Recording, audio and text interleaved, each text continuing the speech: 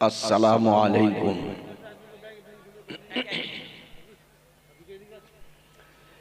अल्हम्दुलिल्लाह नहमदुहु व नस्तईनुहु व नस्तगफिरुहु व नु'मिनु बिही व नतवक्कलु अलैहि व नऊज़ु बिल्लाहि मिन शुरूरि अनफुसिना ومن سيئات أعمالنا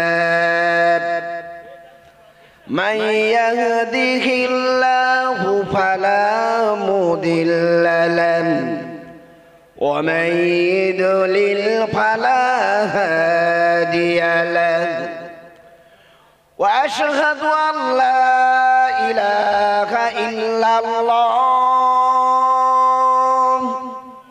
وحده لا شريك له وأشهد أن محمدا عبده ورسوله أما بعد فأعوذ بالله من الشيطان الرجيم بسم الله الرحمن الرحيم إن الله وملائكته يصلون على النبي يا أيها الذين آمنوا صلوا عليه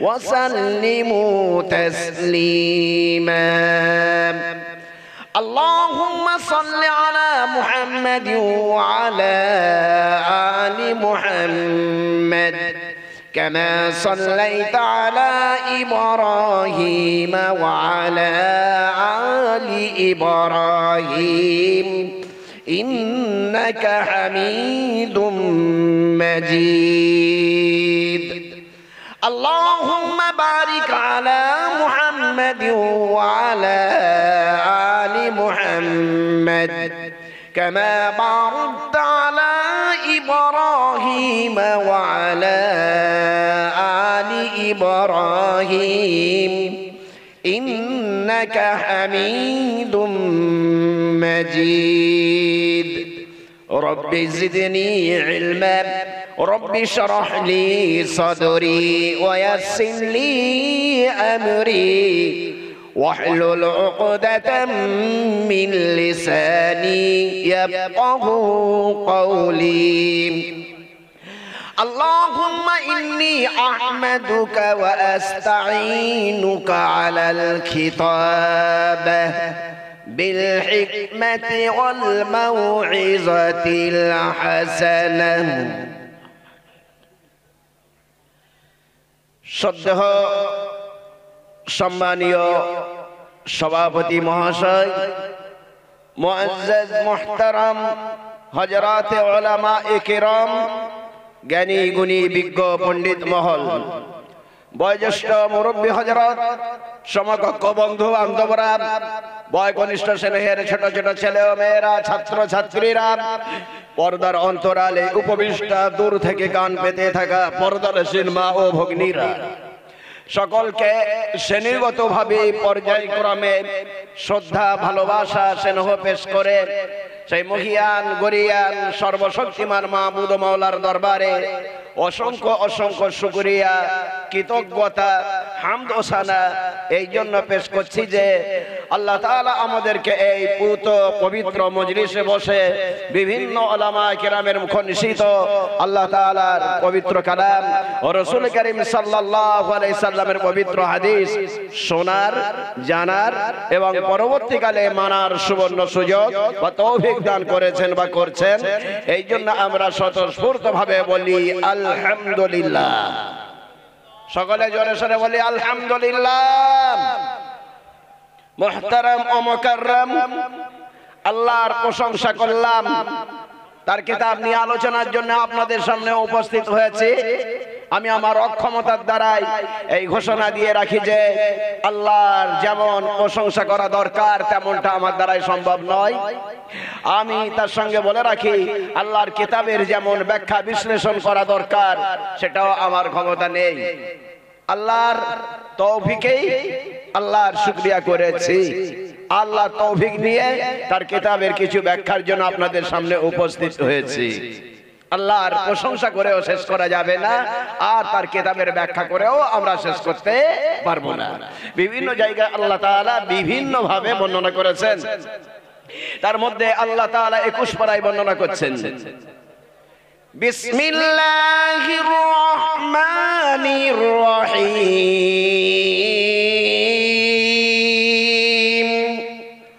ওয়ালাউ আন্না মা ফিল আরদি মিন শাজারাতিন আকলাম, ভূপৃষ্ঠে যত গাছপালা আছে সবগুলো যদি আল্লাহর গুণকীর্তনের জন্য কলম তৈরি করা হয়, বোটানিক্যাল গার্ডেন থেকে শুরু করে আফ্রিকার ঘন অরণ্য পর্যন্ত যত গাছপালা পাওয়া যায় সবগুলো আল্লাহ তাআলার গুণকীর্তনের জন্য কলম তৈরি হলো।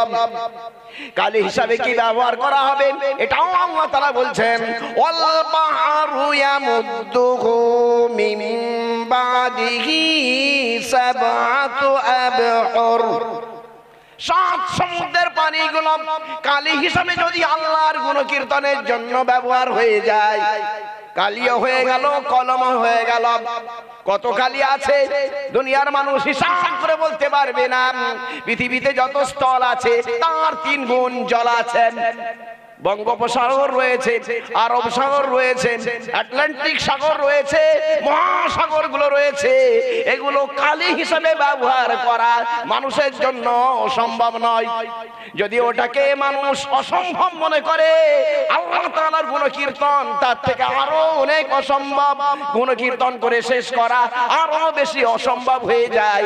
এই জন্য আল্লাহ তাআলা একটা অসম্ভব বস্তু দিয়ে বলছেন, যেটা অসম্ভব তোমরা মনে করেছ ওটা যদি সম্ভব হয়ে যায় তবে ঘোষণা আমার এটাই শুনে রাখো, মা নাফিদাত কালিমাতুল্লাহ, আল্লাহর কালিমা শেষ হয়নি, শেষ হচ্ছে না কিয়ামত পর্যন্ত। আল্লাহর ব্যাখ্যা বিশ্লেষণ তাফসীর আল্লাহর শুকরিয়া করে করে দুনিয়ার মানুষ কোনোদিন শেষ করতে পারবে না, কোনোদিন তা শেষ হবে না। কেন হবে না? আল্লাহ তাআলা নিজেই বলছেন, দুনিয়ার মানুষ সব তোমার তো জ্ঞান সীমিত আছে, আমি মহাবৈজ্ঞানিক, আমার বিজ্ঞানের কাছে তোমার জ্ঞানখানা পৌঁছাতে পারে না। ইন্নাল্লাহা আজিজুন হাকীম, আল্লাহ তাআলা মহাবৈজ্ঞানিক, জবরদস্ত। দুনিয়ার মানুষের বিজ্ঞান যেখানে গিয়ে শেষ হয়ে গিয়েছে, আল্লাহর বিজ্ঞান সবেমাত্র সেখানে শুরু হয়েছে। আমরা জানি কোরআন শরীফে কি শিক্ষা দেয়া হয়? নামাজ আর রোজা, তাই না? না, নামাজ রোজা শিক্ষা দেওয়া হয় না শুধু কেবল, এর ভিতরে জ্ঞান আছে, বিজ্ঞান আছে, এর ভিতরে মানবতা আছে, উদারতা আছে, এর ভিতরে দুনিয়া এবং আখিরাতের সব কথা আছে। মানুষ বুঝতে পারেনি সেটা আলাদা কথা। কবিতার ভাষায় বলছে, জামিউল ইলমি ফিল কুরআন লাকিন তাকাসার আনহু আফহামুর রিজালি, সব জ্ঞান কোরআনে আছে, মানুষের জ্ঞান লোপ পেয়ে গিয়েছে, সেখান থেকে বের করতে পারে না, বুঝতে পারে না। দুনিয়ার মানুষ মনে করে এই মাদ্রাসাগুলোতে কেবলমাত্র নামাজ আর রোজার শিক্ষা দেয়া হয়, ফকিরি বিদ্যা শিক্ষা দেয়া হয়, মনে করে না? করে না? জি না, কেবলমাত্র নামাজ রোজার শিক্ষা নেই। কোরআন শরীফের 90% আছে মানবতার কথা, ইনসানিয়াতের কথা, আখলাক চরিত্রের কথা। নামাজ রোজার কথা মাত্র 10% আছে।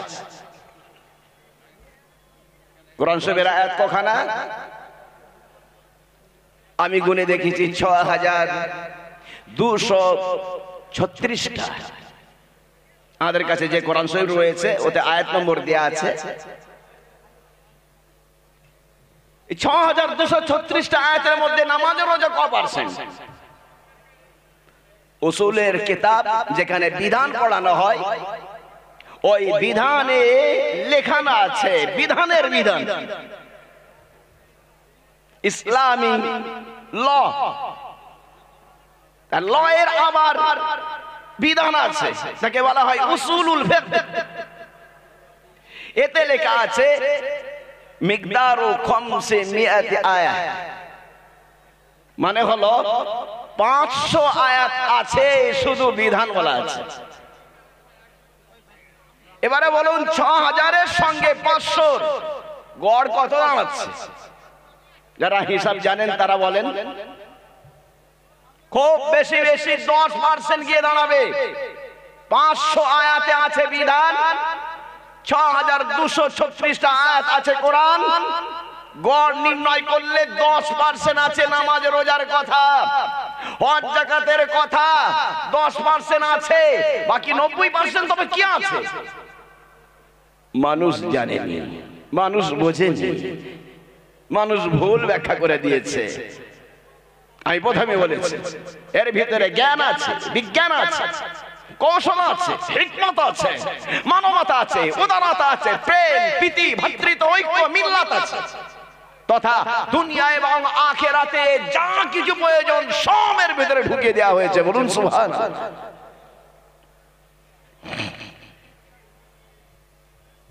এর ভিতরে মানবতা আছে, জি হ্যাঁ। খুলুন কোরআনে দেখুন, প্রত্যেকটা জায়গাতে আপনি পাবেন। হাদিস খুলুন সেখানেও পাবেন।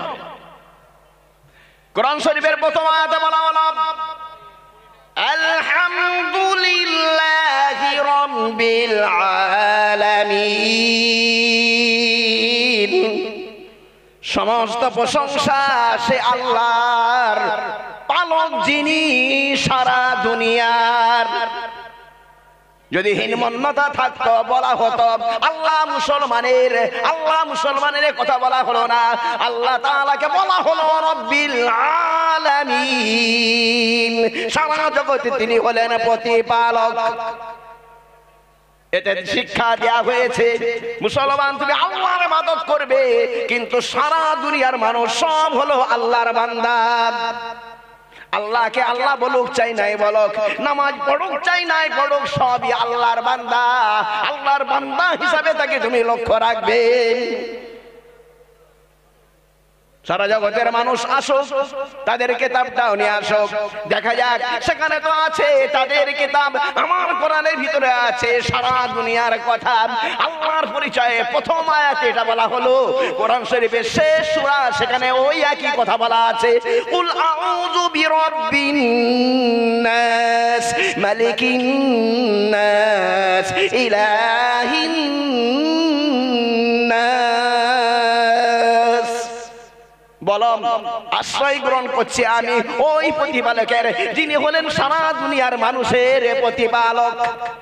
মালিকিন নাস, মালিক মানে বাদশা, আর নাস মানে হলো সমগ্র মানব, সমগ্র মানবের তিনি হলেন বাদশা। ইলাহ মানে উপাস্য, নমস্য, পূজ্য, আরাধ্য, আর নাস মানে হলো সমগ্র মানব। ইলাহিন নাস মানে হলো সমস্ত মানুষের তিনি হলেন উপাস্য, নমস্য। বুকটা যদি সংকীর্ণ হতো, হীনমন্যতা যদি হতো, তবে বলা হতো রব্বিল মুসলিমিন, মালিকিল মুমিনিন, ইলাহিল মুসলিমিন। মুসলমানদের খোদা এটা বলা হতো, কিন্তু মুমিনদের খোদা বলা হতো, কিন্তু ওটা বলা হলো না। বলা হলো সারা জগতের মানুষের তিনি হলেন উপাস্য, নমস্য। আল্লাহকে মানুষ চাই নাই মানুষ। হুজুর ওদেরকে অর্ধেক দিয়ে দিচ্ছেন, মন টন খারাপ হচ্ছে নাকি? জি, মুসলমান ও মুসলমান নির্বিশেষে সকলের তিনি আল্লাহ, এই কথা বলার জন্য আপনাদের কিছু মন টন খারাপ হচ্ছে নাকি? না বুঝতে পারেননি? বুঝতে পারছেন না পারেননি? আমার কথা আগে বলেন, উদাহরণ দিই। আল্লাহ তাআলা বলেছেন ওয়াজরিব লাহুম মাসালান, মানুষকে উদাহরণ দিয়ে বোঝাও। ওয়ালাকাদ যারাবনা লিন-নাসি ফি হাযাল কুরআনি মিন কুল্লি মাসাল। আমি আল্লাহ তাআলা কোরআন শরীফে বিভিন্ন জায়গায় মানুষকে বোঝানোর জন্য উদাহরণ দিয়েছি। উদাহরণ দিয়ে মানুষকে বোঝাও, যুক্তি দিয়ে মানুষকে বোঝাও। কোরআন সম্পূর্ণ সায়েন্টিফিক, কোরআন সম্পূর্ণ বিজ্ঞান ভিত্তিক। ইয়াসিন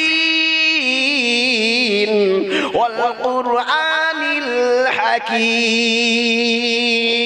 ও মানব শোনো, কোরআন হলো সম্পূর্ণ সায়েন্টিফিক, কোরআন হলো সম্পূর্ণ বিজ্ঞান ভিত্তিক। অযুক্তি কথা এখানে লেখা নেই, অবৈজ্ঞানিক কোনো কথা লেখা নেই। মানুষকে যুক্তি দিয়ে বোঝাও আল্লাহ সারা জগতের কেমন করে হয়ে গেল। আল্লাহকে তো সকলে আল্লাহ বলে না, কেউ ভগবান বলে, কেউ গড বলে, কেউ ঈশ্বর বলে, কেউ দেব বলে, কেউ দেবী বলে। আল্লাহকে আল্লাহ বলে না, তবুও কেন কেমন করে তিনি আল্লাহ হলেন? উদাহরণ দেব। একজন পিতা আছেন, আব্বা। ফাদার মানেও আব্বা, পিতা মানেও আব্বা, বাপ মানেও আব্বা। তার দুটো ছেলে আছে। একজন আব্বাকে আব্বা বলে, আর একজন আব্বাকে আব্বা বলে না। মনে করুন আব্বাকে শালা বলে, বলতে নাই যেটা সেটা বলে। জিজ্ঞাসা করছি, যে আব্বাকে আব্বা বলে সে তো ছেলে, যে আব্বাকে আব্বা বলে না শালা বলে, তো সেটা তার ছেলে না তার ওইটাকে বোনাই হয়ে যাবে? কি বলছেন? বোনাই হবে না, আব্বাই থাকবে। আব্বাকে আব্বা বললেন, যেমন আব্বা আব্বা থাকেন, আব্বাকে কেউ যদি শালা বলে, আব্বা শালা হয় না, বোনাই কেউ হয় না। ও পিতা আর সন্তানই থাকবে, জন্মগত এটাকে পাল্টানো যাবে না। দুনিয়ার সব কিছু পাল্টানো যাবে, কর্মক্ষেত্র পাল্টানো যাবে, স্ত্রী পাল্টানো যাবে, স্বামী পাল্টানো যাবে, সব পাল্টানো যাবে, কর্মক্ষেত্রকে পাল্টানো যাবে। আল্লাহকে কেউ পাল্টাতে পারবে, আব্বাকে কেউ পাল্টাতে পারবে? আব্বাকে যেমন করে কেউ পাল্টাতে পারে না, তেমন আল্লাহকে কেউ পাল্টাতে পারে না। ইনি হচ্ছেন জন্মদাতা, আর আল্লাহ হলেন সৃষ্টিকর্তা। আল্লাহ সারা দুনিয়ার এই শিক্ষা দেওয়া হয়, দুনিয়া এই শিক্ষাই দেওয়া হয় মাদ্রাসায়। এখানে মানবতার কথা বলা হয়। পারা নম্বর 1, পারা নম্বর 30 বলেছি, পারা নম্বর 2 খোলন। এখানে উল্লেখ করে দেওয়া হলো, কানান নাসু উম্মাতাও ওয়াহিদা। মানুষের জাত হলো একটা, সারা দুনিয়ার মানুষ হলো একই জাতি। আল্লাহ তাআলা কোরআনের ভিতরে বললেন, বিভিন্ন জায়গায় বলেছেন, নামাজের দরকার হয়েছে, হ্যালো করা হয়েছে, ইয়া আইয়ুহাল্লাযিনা আমানু, হে ঈমানদার ব্যক্তি। নামাজ যেহেতু মুসলমানের, এই জন্য মুসলমানকে ডাকা হয়েছে। রোজা যেহেতু মুসলমানের, এই জন্য মুসলমানকে হ্যালো করা হলো, ইয়া আইয়ুহাল্লাযিনা আমানু কুতিবা আলাইকুমুস সিয়াম। হে ঈমানদার ব্যক্তিগণ, তোমাদের জন্য রোজা ফরজ করা হয়েছে। কিন্তু আবার মানুষের পরিচয় দেওয়ার জন্য আল্লাহ তাআলা মুসলমানকে ডাকলেন না, ব্যাপক শব্দ আনলেন, ইয়া আইয়ুহান নাস, হে সমগ্র মানব। এখানে বলা হলো সারা পৃথিবীর মানব। ইন্না খলাকনাকুম মিন যাকারিন ওয়া উনসা, আমি আল্লাহ তাআলা তোমাদেরকে সৃষ্টি করেছি একজন পুরুষ আর একজন নারী হতে। অতএব তোমরা সকলেই একই পিতার সন্তান, একই মাতার সন্তান। যে যা ধর্ম করো না কেন, সকলের পিতা হলো এক, সকলের মাতা হলো এক, তোমরা একই পিতা মাতার সন্তান। আজকে সারা পৃথিবীতে যদি 750 কোটি মানুষ থাকে, 100 বছর আগে এত ছিল না, 1000 বছর আগে এত ছিল না। 10,000 বছর আগে এত ছিল না, নিশ্চয়ই কম ছিল। ওটা আর 100 কোটিতে যাবে না, লক্ষে চলে যাবে। আরো যদি আগিয়ে যায় 1000-এ চলে যাবে, আরো যদি আগিয়ে যায় 100 চলে যাবে, আরো যদি আগিয়ে যায় 10-এ চলে যাবে, আরো যদি পিছিয়ে চলে যায়। তবে প্রথমে যিনি ছিলেন তিনি হলেন একজন পিতার একজন মাতা। ইতিহাসকে বুঝতে হবে, বিজ্ঞানকে বুঝতে হবে, যুক্তিকে বুঝতে হবে। মাদ্রাসাতে এই শিক্ষাই দেয়া হয় সারা দুনিয়ার মানুষের জাত হলো একটা, যে তার ধর্ম কর্ম পালন করবে, কারণ কেউ ধর্মের উপরে আঘাত হানবে না। এই কথাই শিক্ষা দেয়া হয়েছে। তুমি তোমার ধর্ম পালন করো, আমি আমার ধর্ম পালন করব। ইতিপূর্বে করিনি কেউ কারোর উপাস্যের উপাসনা, আগামী তো আমরা করব না, বর্তমানও কেউ করছি না। 3টে কালকে বলে দিয়ে এসটা মেরে দেয়া হয়েছে। কুলিয়া আইয়ুহাল কাফিরুন, আপনি বলে দিন হে অমুসলিম ভাইয়েরা, লা আবুদু মা তাবুদুন, আপনারা যার উপাসনা করেন আমি তার উপাসনা করি না। ওয়ালা আনতুম আবিদুনা মা আবুদ, আমি যার উপাসনা করি আপনারা তার উপাসনা করেন না। ওয়ালা আনা আবিদুম মা আবাদতুম, অতীতকাল বলে দেয়া হলো আপনারা যার উপাসনা করেছেন আমি তার উপাসনা করিনি। আবার ভবিষ্যৎকাল বলে দেয়া হলো ওয়ালা আনতুম আবিদুনা মা আবুদ, আমি যার উপাসনা করব আপনারা তার উপাসনা করবেন না। সুতরাং ইসলাম হলো এই, লাকুম দীনুকুম ওয়ালিয়া দীন, আমার জন্য আমার ধর্ম কর্মফল, আপনাদের জন্য আপনাদের ধর্ম কর্মফল। যে যার ধর্ম কর্ম করবে তার সে ফল পেতে থাকবে। এরকম ভাবে সব বলে দেওয়া হয়েছে। 30 থেকে 3, 1 থেকে 30, কত জায়গায় দেখবেন একই কথা লেখা আছে। সে তার দেব দেবীর ইবাদত করবেন, কালীর ইবাদত করবেন, দুর্গার ইবাদত করবে। তার কালী বলার অধিকার আছে, তোমার গালি দেবার অধিকার নাই। মাদ্রাসায় এই শিক্ষাই দেয়া হয়। পারা নম্বর 7 লিখে দেয়া আছে, বাজে কথা বললে এখানে আলেম রয়েছেন আমাকে ধরবেন, ছাত্র আছেন তারা ধরবেন, ভুল বললেও আমাকে ধরে দেবেন, কানটাইট দিয়ে দেবেন। ভালো করে বুঝে রেখে দিন। পারা নম্বর 7 পৃষ্ঠা নম্বর শেষ, আল্লাহ তাআলা বলেন, ওয়ালা তাসুব্বুল্লাযীনা ইয়াদউনা মিন দুনিল্লাহ, আল্লাহ ছাড়া যারা অন্যান্য দেব দেবীর ইবাদত করে ওই দেব দেবীকে তোমরা গালাগালি দিও না। ওয়ালা তাসুব্বু, গালি দিও না, আল্লাযীনা, ওই সমস্ত দেব দেবীকে, ইয়াদউনা, যারা ডাকছে, মিন দুনিল্লাহ, আল্লাহ ছাড়া অন্য নামে। দুর্গা বলছে, কালী বলছে, সরস্বতী বলছে, হরে কৃষ্ণ বলছে, হরে রাম বলছে, তার বলার অধিকার আছে, তোমার গালি দেবার অধিকার নাই। তুমি যদি গালাগালি দাও, ফায়াসুফুল্লাহ, ওরা তখন আল্লাহকে গালাগালি দেবে। তবে তুমি মুসলমান হয়ে নামাজ রোজা করবে, খবরদার ওদের দেব দেবীকে নিয়ে তুমি টানাটানি করবে না, গালাগালি তুমি তোমার করবে না। কোরআন শরীফ বললাম, একটা হাদিস বলবো নাকি?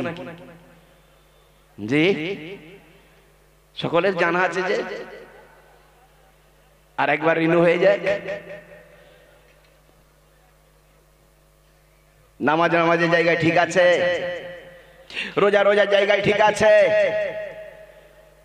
হজের জায়গায় ঠিক আছে, কাউকে ছোট করার অধিকার নেই।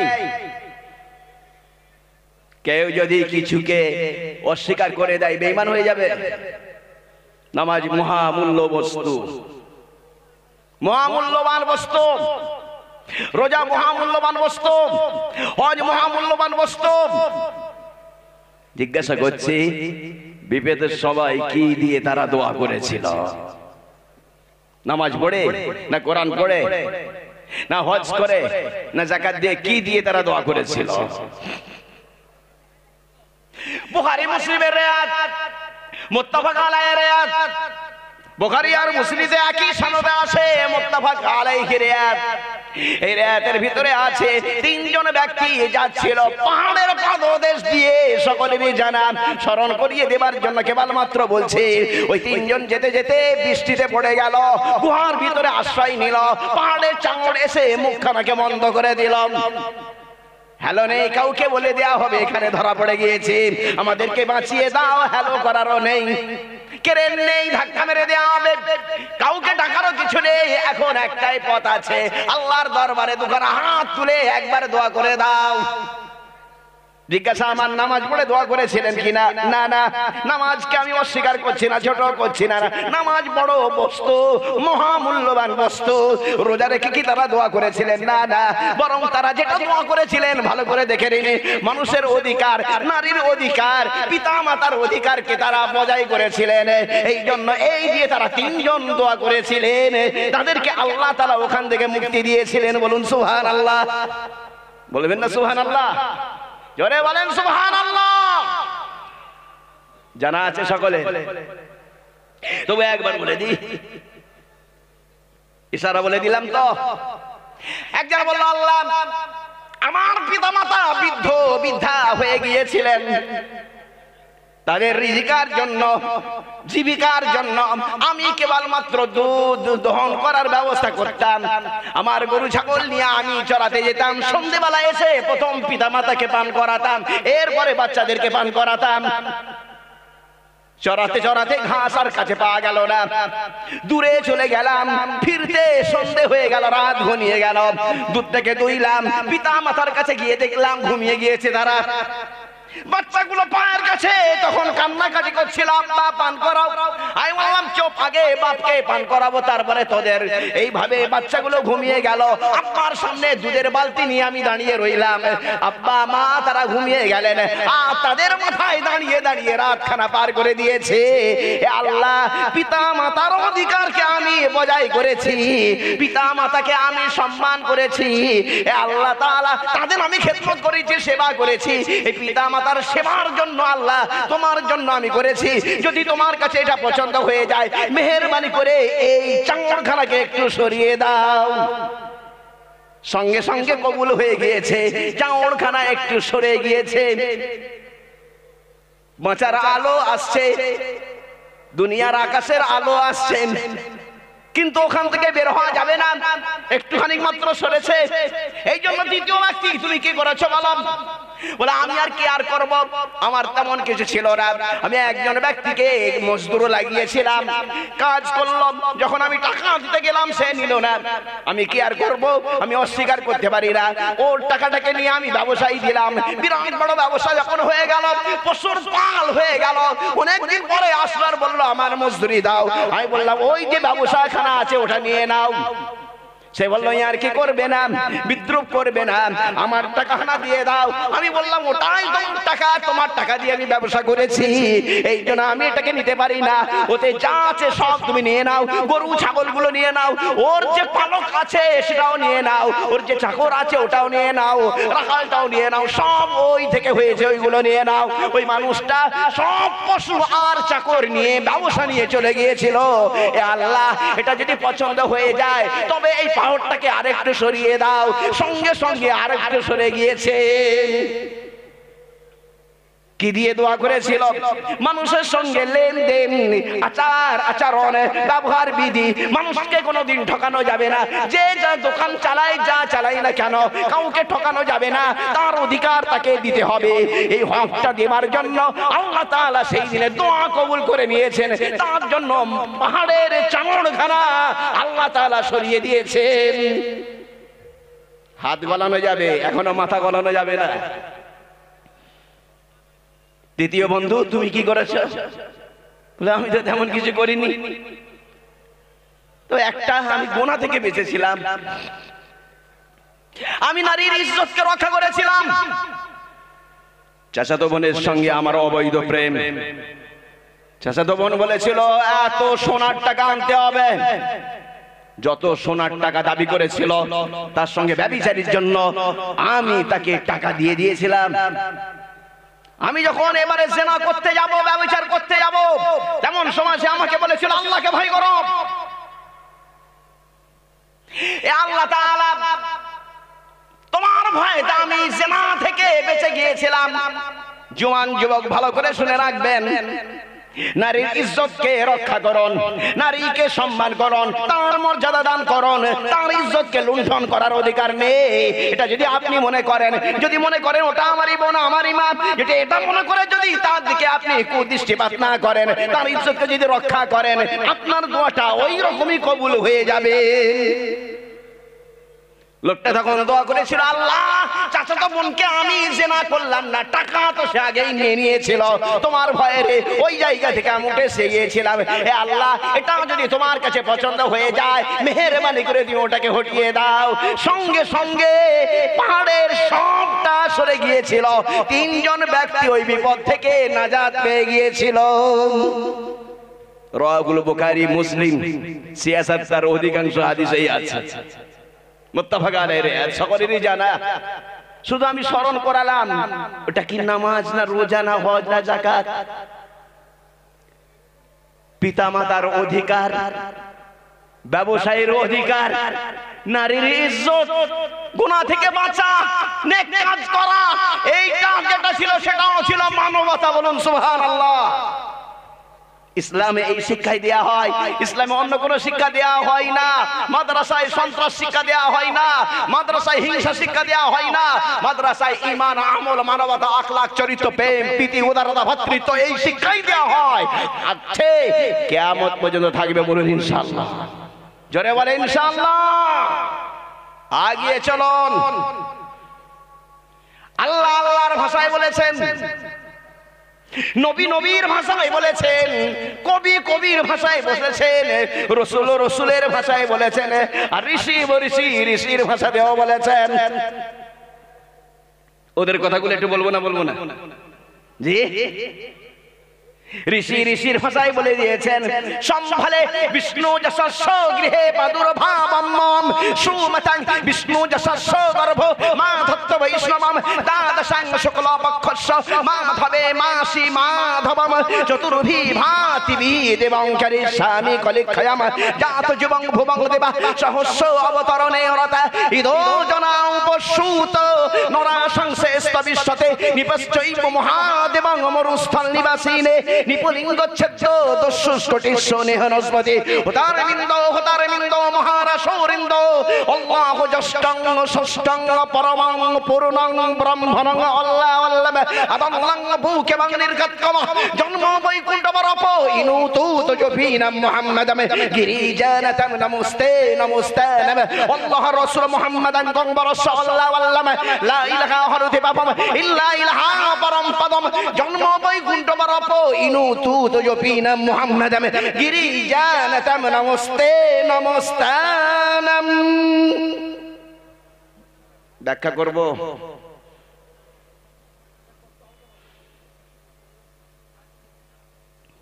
কবি কবির ভাষায় বলছেন, কবিদের মধ্যে রয়েছেন মুসলিম কবিও, কবিদের মধ্যে রয়েছেন অমুসলিম কবিও। অতুল প্রসাদ সেন তিনি গাইছেন, হও ধর্মেতে বীর, হও করমেতে বীর, হও উন্নত শির নাহি ভয়, বলি ভেদা ভেদ জ্ঞান হও সবে আগোয়ান, সাথে আছে দয়াবান হবে জয়। ৩৩ কোটি মোরা নাহি মোরাহীন, হতে পারি দিন তবু নাহি মোরাহীন। নানা ভাষা নানা মত নানা পরিধান, বিবিধের মাঝে দেখো মিলন মহান, ওই দেখো প্রভাত উদয়। হও ধর্মেতে বীর, হও করমেতে বীর, হও উন্নত শির নাহি ভয়। অতুল প্রসাদ সেন তিনি গেয়েছেন, আর আমাদের কবি নজরুল ইসলাম তিনিও গেয়েছেন। একটা দুটো লাইন তো জানা আছে, মোরা এক বিনতে দুইটি কুসুম, হিন্দু মুসলমান, মুসলিম তার নয়ন মনি, হিন্দু তাহার প্রাণ। আর জানি আমি মুসলমান, জানি না। গাহি সাম্যের গান, যেখানে গিয়ে মিশে গিয়েছে হিন্দু মুসলমান। পৃষ্ঠার উপরে পৃষ্ঠা। গাহি সাম্যের গান, যেখানে গিয়ে মিশে গিয়েছে বৌদ্ধ খ্রিস্টান। পৃষ্ঠার উপরে পৃষ্ঠা।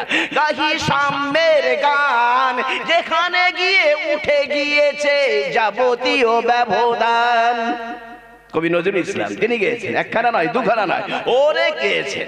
তোমার বাণী রে করিনি গ্রহণ, ক্ষমা করো হযরত, ভুলিয়া গিয়াছি তব আদর্শ, তোমার দেখানো পথ। ভিন ধর্মীর পূজা মন্দির ভাঙিতে আদেশ দাওনি হে বীর, তলোয়ার তুমি দাওনি হে প্রভু, দিয়াছ অমর বাণী। আল্লাহ কোরআন নামিয়েছে নাকি তলোয়ার নামিয়েছে? কি নামিয়েছে? জি, ভিন ধর্মীর পূজা মন্দির ভাঙিতে আদেশ দাওনি হে বীর, তলোয়ার তুমি দাওনি হে প্রভু, দিয়াছ অমর বাণী। মোরা ভুলে গিয়ে তব উদারতা, করিয়াছি সার ধর্মান্ধতা, বেহেশতে হতে ঝরে না কো তব রহমত, ক্ষমা করো হযরত, তোমার বাণী রে করিনি গ্রহণ, ক্ষমা করো হযরত, ভুলিয়া গিয়াছি তব আদর্শ, তোমার দেখানো পথ। আমার কিতাবে তাদের সমর্থন, তাদের কিতাবে আমার সমর্থন আছে। আমার কিতাব উল্লেখ করে দিয়েছে, আসো জগতের মানুষ, আসো কোরআন নিয়ে আসো, কোরআন নিয়ে আসো, বেদ নিয়ে আসো, যেখানে কেনে আসো, জিন্দা বেস্তা নিয়ে আসো, ওল্ড টেস্টামেন্ট নিয়ে আসো, নিউ টেস্টামেন্ট নিয়ে আসো, ঋগ নিয়ে আসো, যজু নিয়ে আসো, অথর্ব নিয়ে আসো, শাম নিয়ে আসো, অল্ল উপন্যাস নিয়ে আসো, সবগুলো নিয়ে আসে আমার সামনে একবার পড়ে দাও। কুল ফাতু বিত-তাওরাতি ফাতলুহা, অন্যান্য ধর্মগ্রন্থগুলো নিয়ে আসো আমার সামনে একবার পড়ে দাও। ইন কুনতুম সাদিকিন, তোমরা যদি সত্যবাদী হও, আসো মাওলানা মুফতি সাহেব, আসুন ব্রাহ্মণ, আসুন পাদ্রী, পুরোহিত, সমস্ত ধর্মগ্রন্থগুলো নিয়ে আসুন, একসাথে আমরা আলোচনা করে দেখাই। আল কোরআন পারা নম্বর 2 পৃষ্ঠা নম্বর 2, আল্লাযিনা আতাইনাহুমুল কিতাব, যাদেরকে অন্যান্য ধর্মগ্রন্থ দেয়া হয়েছে, সেই সমস্ত ধর্মগ্রন্থের মানুষরা, পাদ্রী হোক, পপ হোক, পুরোহিত হোক, ব্রাহ্মণ হোক, যেই হোক না কেন, ইয়ারিফুনাহু, রাসূলুল্লাহ সাল্লাল্লাহু আলাইহি সাল্লামকে চিনতে পেরে যায়, কামা ইয়ারিফুনা আবনাহুম, যেমন করে দুনিয়ার মানুষ সে তার সন্তানকে চিনতে পেরে যায়, এটা আমার ছেলে, পিতা যেমন করে বোঝে এটা আমার ছেলে, মাতা যেমন করে বোঝে এটা আমার মেয়ে, পিতা মাতা সন্তান চেনার মতো ব্রাহ্মণ, পোপ, পুরোহিতগণ আর আল্লাহর রাসূলকে চিনতে পেরে যায়। চিনতে পারলেই তো হবে না, চেনার পরে গোপন করে রেখে দিয়েছে, দুনিয়ার মানুষকে জানতে যাই না। ওয়া ইন্না ফারিকাম মিনহুম লা ইয়াকতুমুনাল হাক্কা ওয়া হুম ইয়ালামুন, এক ধরনের মানুষ তারা সব জানে, জানার পরেও তারা গোপন করে রেখে দেয়, দুনিয়ার মানুষকে তারা জানতে দেয় না। আমি বলবো কেন জানতে দেয়া হবে না? জানা তো তার অধিকার। প্রত্যেকটা শিশু জন্মগ্রহণ করে যে শিক্ষার অধিকার নিয়ে শিশু জানতে চাইবে, সে মানবে কি না মানবে তা যখন বড় হবে, জ্ঞান হবে, সে বুঝবে। আল্লাহ তাআলা বলছেন, মুসলমানকে দেখে কেউ ইসলাম কবুল করে না, মাওলানার কথা কেউ শোনে না, তারা তাদের কিতাবের ভিতরে পেয়েছে বলেই তবেই তারা ইসলামকে গ্রহণ করেছে, আমার রাসূলকে তারা মেনে নিয়েছে। পারা নম্বর 9 আল্লাহ তাআলা বলেন, আল্লাযীনা ইয়াত্তাবিউনা রাসূলান নাবিয়াল উম্মিয়াল্লাযী ইয়াজিদুনাহু মাকতুবান ইনদাহুম ফিত তাওরাতি ওয়াল ইনজিল। দুখানা ধর্মগ্রন্থের নাম নেওয়া হলো, একটা হলো তাওরাত ইহুদিদের ধর্মগ্রন্থ, আর একটা হলো ইনজিল খ্রিস্টানদের ধর্মগ্রন্থ। দুখানা ধর্মগ্রন্থের নাম নিয়ে আল্লাহ তাআলা বলেন, যারা আমার রাসূলকে গ্রহণ করছে, কেন গ্রহণ করছে? মুসলমানকে দেখে কেউ মুসলমান হয়নি, মাওলানা কথা শুনে কেউ কথা শুনেনি, বরং তারা পেয়েছে লিখিতভাবে, তাদের কাছেই রাখা আছে, পাদ্রীর কাছে রাখা আছে, পুরোহিতের কাছে রাখা আছে, গির্জার ভিতরে রাখা আছে, মন্দিরের ভিতরে রাখা আছে, তাদের পূজালয়ের ভিতরে রাখা আছে, ইনদাহুম তাদের কাছে, মাকতুবান লিখিতভাবে, ফিত তাওরাতে তাওরাত ইহুদিদের ধর্মগ্রন্থ, ওয়াল ইনজিল খ্রিস্টানদের ধর্মগ্রন্থের ভিতরে, ইয়াত্তাবিউনা রাসূল, তখন বাধ্য হয়ে রাসূলকে মেনে নিয়েছে। কোরআন শরীফের ভাষায় আল্লাহর কথা বললাম, রাসূলের কথা বললাম, কবির কথা বললাম, নবীর কথা বললাম, ঋষির কথা খানিকটা তবে আওড়ে দিই, আওড়ানো হয়ে গেছে হুজুর, ব্যাখ্যাখানা বাকি রয়েছে, কয়েকটা মিনিট নেব। কষ্ট হচ্ছে, রাত হচ্ছে, বিরিয়ানি ঠান্ডা হচ্ছে, তাই না? যত বিরিয়ানি ঠান্ডা হবে তত আমাকে গালাগালি দেয়া হবে। আগে কেন ছাড়লিস না? ভালো করে খেতাম টেনে। ভালো করে শুনে রাখি দিন, ব্যাখ্যা করতে করতে বাবু ভর হয়ে যাবে। হুজুর আপনি হাঁপিয়ে যাচ্ছেন। আল্লাহর রহমতে এখন শুরু হচ্ছে কলকি পুরাণ খণ্ড নম্বর 2। অনুবাদ করেছেন যিনি, তার নাম হলো সুশান্ত ভট্টাচার্য।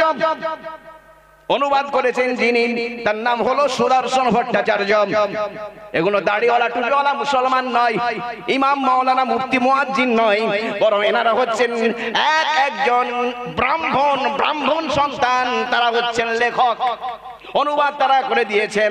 সারা ভারতবর্ষে যিনি সংস্কৃত টলের প্রধান ছিলেন, তার নাম হলো বেদ প্রকাশ উপাধ্যায়। বই লিখলেন বেদ মে মোহাম্মদ। স্বামী বিবেকানন্দ বীর সন্ন্যাসী, তিনি লিখে দিয়েছেন দি complete works of Swami Vivekananda. কেউ বাংলায় অনুবাদ করেছেন, কেউ ইংলিশে অনুবাদ করেছেন, কেউ সংস্কৃতে অনুবাদ করেছেন। বন্ধু আমার, আমরা সাধারণ মানুষ জানি না। কোরআনটাও নিয়ে আসুন, পুরাণটাও নিয়ে আসুন, মাওলানা নিয়ে আসুন, মুফতি নিয়ে আসুন, হাফেজ নিয়ে আসুন, কারি নিয়ে আসুন, সকলকে বসান, সমস্ত কিতাবগুলো নিয়ে একবার আলোচনা করেন। একই কথা লেখা আছে, কোন জায়গায় দলাদলির কথা লেখা নেই। তাই আমরা দলাদলি করব না, বরং গলাগলি করব, জানাজানি করব, হানাহানি করব না, মানামানি করব, একে অপরকে সম্মান জানাবো। এই জন্যই কেবলমাত্র বলা, কারোর উপর আঘাত হানার জন্য নয়, ভুল বোঝার জন্য নয়। আল্লাহ তাআলা আমাদেরকে সঠিক বোঝার তৌফিক দান করুন। সকলে বলেন আল্লাহুম্মা আমিন। সকলে বলেন আল্লাহুম্মা আমিন। আমরা দলাদলি করব না, বলুন ইনশাআল্লাহ। আমরা গলাগলি করব, বলুন ইনশাআল্লাহ। আমরা জানাজানি করব, মানামানি করব, হানাহানি করব না, বলুন ইনশাআল্লাহ। আমরা একে অপরকে সমর্থন করব, সাপোর্ট করব। তারা একে অপরকে সমর্থন করেছেন, সাপোর্ট করেছে, তাই গণতন্ত্র রাষ্ট্র কায়েম হয়েছে। আর এতেই আছে শান্তি। আল্লাহ রাসূল সাল্লাল্লাহু আলাইহি সাল্লাম সর্বপ্রথম গণতন্ত্র রাষ্ট্র কায়েম করেছেন। আমি যদি বলি আমার রাসূল করেছেন, এটা তবে আমার হয়ে যাবে না। আপনাকে বড় বলে সেই বড় নয়, লোকে যাকে বড় বলে সেই বড় হয়। এনসাইক্লোপিডিয়া ব্রিটানিকা, তিনি লিখেছেন ইউরোপের ইতিহাসের আজও লেখা আছে। চার্টার অফ দ্য মদিনা, এখানে পরিষ্কার ভাষায় লেখা আছে সর্বপ্রথম পৃথিবীতে যিনি গণতন্ত্র রাষ্ট্র কায়েম করেছেন তিনি হলেন হযরতে মুহাম্মদ মুস্তাফা সাল্লাল্লাহু আলাইহি সাল্লাম। বলুন সুবহানাল্লাহ। চারখানা ধর্মের মানুষকে ডেকেছিলেন, মুসলমান আর পৌত্তলিক। পৌত্তলিক মানে যারা দেবদেবীর পূজা করে, আর ইহুদিরা আপনারা জানেন, নাসারা জানেন। এই চার ধরনের মানুষকে নিয়ে গণতন্ত্র রাষ্ট্র কায়েম করেছিলেন। তার নাম হলো মদিনা। মদিনার আসল নাম হলো ইয়াসরিব। ইয়াসরিব নামটা আজও কোরআনে আছে, ইয়া আহলা ইয়াসরিব আলা মুকাম লাকুম, কোরআনে আজও লেখা আছে। তবে ওই নাম এখনো ক্যান্সেল হয়নি, বাতিল হয়নি, ও নাম আছে। আর হযরত মুহাম্মদ সাল্লাল্লাহু আলাইহি ওয়াসাল্লাম তিনি নাম দিলেন মদিনা। মদিনা মানে হলো রাষ্ট্র। তিনি রাষ্ট্র রচনা করেছেন, গণতন্ত্র রাষ্ট্র। যারা থাকবেন তারা হলেন মাদানী, মদিনাবাসী নাগরিক। মাদানী মানে হলো নাগরিক। নাগরিকতা দিয়েছেন হযরত মুহাম্মদ মুস্তাফা সাল্লাল্লাহু আলাইহি সাল্লাম। সকলে বলেন সুবহানাল্লাহ। আর কে বলছে নাগরিকতা কেড়ে নেব? আল্লাহ তাআলা তাদেরকেও দুনিয়ার নাগরিকতা কেড়ে নেবে। পৃথিবীতে আল্লাহ তাআলা শান্তি বজায় রাখবেন। বলুন আল্লাহুম্মা আমিন। জোরে বলেন আল্লাহুম্মা আমিন। কলকি পুরাণ খণ্ড নম্বর 2 শ্লোক নম্বর 11। সম্ভালে বিষ্ণু যশস্ব গৃহে প্রাদুর্ভাবম। প্রধানপুরে প্রধান ঋষির বাড়িতে জন্মগ্রহণ করছেন। জায়গাটার নাম বলে দেয়া হলো সম্বল। সম্বল মানে কি? বেদ দিয়ে বেদের অনুবাদ অন্য জায়গায় লেখা আছে সন্তলে বিষ্ণু যশস্ব গৃহে প্রাদুর্ভাবম। সন্ত মানে শান্তি, অল মানে জায়গা, সন্তলে মানে হলো শান্তির জায়গাতে তিনি আসছেন। আমরা জানি হযরত মুহাম্মদ সাল্লাল্লাহু আলাইহি সাল্লাম তিনি এসেছেন মক্কায়। আর আপনি বলছেন শান্তিনগর। ভালো করে বুঝুন, মক্কার নামও শান্তিনগর আছে। কোথায়? আল কোরআন পারা নম্বর 30 সূরা 3 আয়াত নম্বর 3 খুলে দেখে নিন। ওয়াত-তিন ওয়াজ-যাইতুন ওয়া তুরি সিনিন ওয়া হাদাল বালাদিল আমিন। হাজা মানে এই, বালাদ মানে শহর, আমিন মানে শান্তি, আল বালাদিল আমিন মানে হলো শান্তিনগর। সম্ভলে মানে শান্তিনগর, সন্তলে মানে শান্তিনগর। সম্বলে সন্তলে পুরাণের কথা, আর আল বালাদিল আমিন এটা কোরআনের কথা। ওটা সংস্কৃত, এটা আরবি, অন্য কোনো পার্থক্য নাই। হুজুর মক্কা কেন বলা হয়নি? জিজ্ঞাসা করা হচ্ছে মক্কা কেন বলা হলো না? উত্তরখানা শুনে রাখুন, মক্কার আরেকটা নাম আছে বাক্কা। ঋষি মনীষীগণ চিন্তা ভাবনা করছেন, মক্কা বললে বাক্কাওয়ালা বুঝবে না, বাক্কা বললে মক্কাওয়ালা বুঝবে না, কোনটা বলি কোনটা ছাড়ি, দুটোকেই তবে ছেড়ে দাও, তৃতীয় নাম নিয়ে নাও। কেউ এটাকে আর পাল্টাতে পারবে না, গুণগত নাম এটাকে কেউ পাল্টাতে পারবে না। এই জন্য গুণগত নাম নেওয়া হয়েছে। মক্কাও ছেড়ে দেওয়া হলো, বাক্কাও ছেড়ে দেওয়া হলো। ঘুরিয়ে আবার প্রশ্ন করছেন, মক্কা তো চিনি, বাক্কা কোথা থেকে আবিষ্কার করলেন? আবিষ্কার করা করে কিছু নয়, ছিল আছে, কিয়ামত পর্যন্ত থাকবে। পারা নম্বর 4 খুলে দেখো একবার, প্রথম পৃষ্ঠায় লেখা আছে, ইন্না আউওয়ালা বাইতিন উদিয়া লিন-নাসি লাল্লাযী বিবাক্কা। সর্বপ্রথম গৃহ নির্মাণ করা হয়েছে, জায়গাটার নাম হলো বাক্কা। হাফেজ সাহেব আছেন, জিজ্ঞাসা করেন বাক্কা লেখা আছে, মক্কা লেখা নাই।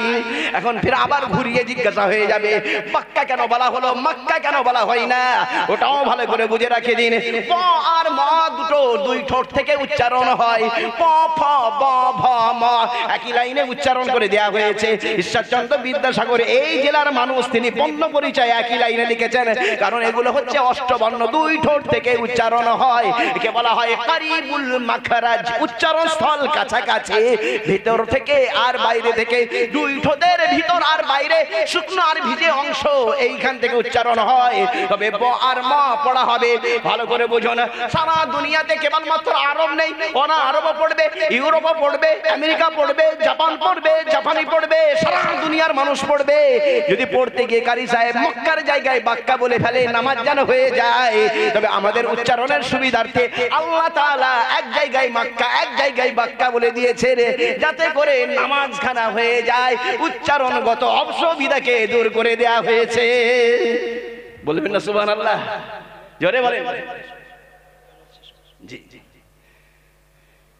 ভারতবর্ষের বাণিজ্য রাজ্য বোম্বাই, শহরটার নাম কি? বোম্বাই। জিজ্ঞাসা করছি বোম্বাই বলে না মুম্বাই বলে? বলেন মুম্বাই। আগে ছিল বোম্বাই, এখন হলো মুম্বাই। ওই রকমই বাক্কা ছিল, হয়ে গিয়েছে মক্কা। ঋষি মনীষীগণ 5200 বছর আগে তারা ওই রকম চিন্তা ভাবনা করে কোনটা ছাড়ি কোনটা বলি, দুটোকেই ছেড়ে দিয়ে তৃতীয় নাম আল বালাদিল আমিন, গুণগত নাম, মান দাখালাহু কানা আমিনা, এর ভিতরে যে প্রবেশ করবে শান্তির ভিতরে প্রবেশ করবে। এই শান্তি নগরের ভিতরে হযরত মুহাম্মদ সাল্লাল্লাহু আলাইহি সাল্লাম আসছেন। ইসলাম শান্তির, যেখানে আসছেন সেটাও শান্তির জায়গা। যে মহিলার উদরে আসছেন তার নাম হলো আমিনা। আমন মানে শান্তি, আমিন শান্তিদায়ক, আমিনা শান্তি দেয়নি। সুমাতাং, সু মানে শান্তি, মাতাং মানে দেয়নি, মানে হলো শান্তি দেয়নি।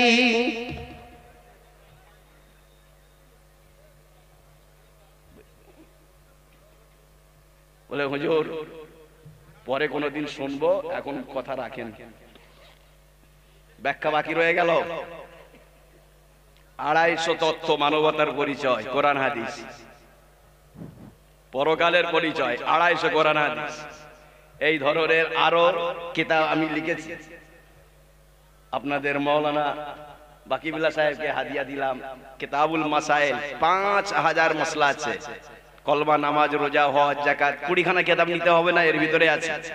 20খানা কিতাবের নিচড় এর ভিতরে ঢুকিয়ে দেওয়া আছে। এইরকম আরো দুটো কিতাব লিখেছি। আর একটা কিতাব লেখা হচ্ছে তবলিগের পরিচয়, 150 কোরআন হাদিসের তথ্য। কিতাবুল ঈমান, 300 কোরআন হাদিস আছে। এগুলো সব কোরআন হাদিস দিয়ে লেখা। এ পর্যন্ত 5খানা কিতাব লিখেছি। কারো যদি প্রয়োজন মনে হয় তবে আপনারা এইগুলো নিতে পারেন। দাম 50, 50, 30, 30, 150, টোটাল 150 আর 150, 300 টাকা টোটাল। কেউ যদি নিতে চান তবে আমার কামরায় আসেন, দোয়া হজরত করবেন। আল্লাহ তাআলা আমাদেরকে ইসলাম নিয়ে থাকা তৌফিক দান করুন। বলো আল্লাহুম্মা আমিন। আল্লাহ তাআলা আমাদেরকে ঈমান নিয়ে মরা তৌফিক দান করুন। সকলে আল্লাহুম্মা আমিন। আমি আছি, আল্লাহুম্মা আমিন। আল্লাহ তাআলা আমাদেরকে এক করুন। সকলে আল্লাহুম্মা আমিন। আল্লাহ তাআলা আমাদের দুনিয়া এবং আখিরাতে শান্তি দান করুন। সকলে বলেন আল্লাহুম্মা আমিন। আবার কোন সময় যদি আসে বাকি অংশের ব্যাখ্যা হবে ইনশাআল্লাহ। ওয়াদা রয়ে গেল। সালামের উত্তর চাই, আসসালামু আলাইকুম।